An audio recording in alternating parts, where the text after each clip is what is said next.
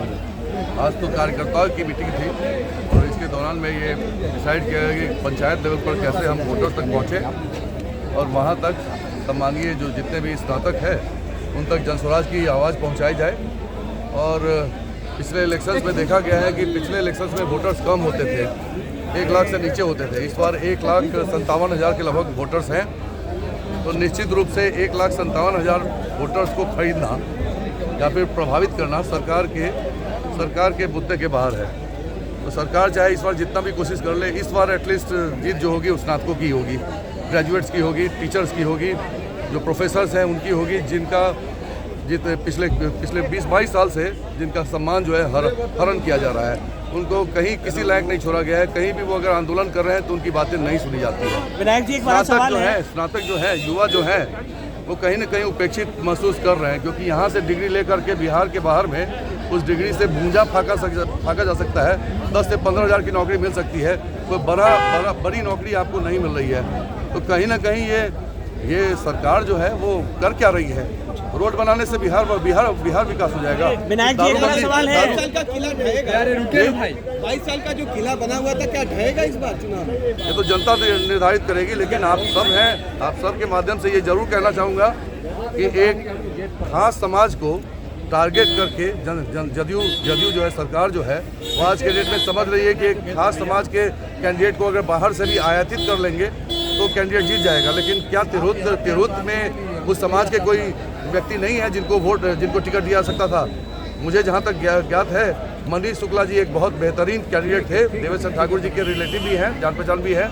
और माननीय देवेश चंद्र ठाकुर जी को पिछले इलेक्शंस में जो MP और MLC इलेक्शन में अगर जिताने का काम किया है तो मनीष शुक्ला जी का किया हुआ है, तो उसी जात से आते हैं वो, तो उनको वो तिरहुत स्नातक क्षेत्र से भी आते हैं, तो उनको न दे करके मोतिहारी के एक कैंडिडेट को जो जदयू के प्रवक्ता है और जदयू के प्रवक्ता होने के कारण में उन्हें ये उपहार मिला है।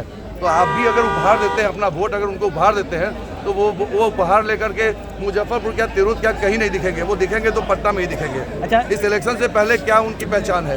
उनकी ये पहचान थी कि एक स्टेज पर वो बैठे हुए थे, तो उस स्टेज पर अपने ही पार्टी के आनंद मोहन जी का उन्होंने बेइज्जती किया था।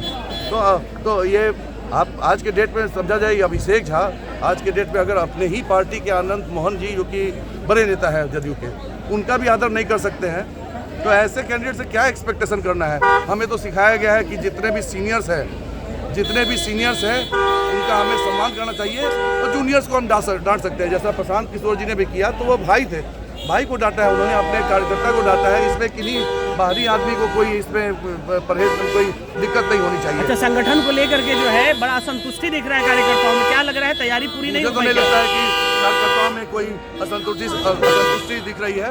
आप सबको लग रहा होगा क्योंकि नई पार्टी बनी है, और देखा जाए तो जनस्वराज की पार्टी बनने के बाद में पहला चुनाव हो रहा है, उपचुनाव हो रहा है, चुनाव या उपचुनाव जो भी कहा जाए, ये तिरहुत क्षेत्र में पहली बार चुनाव हो रहा है। जनता पहले से त्रस्त है।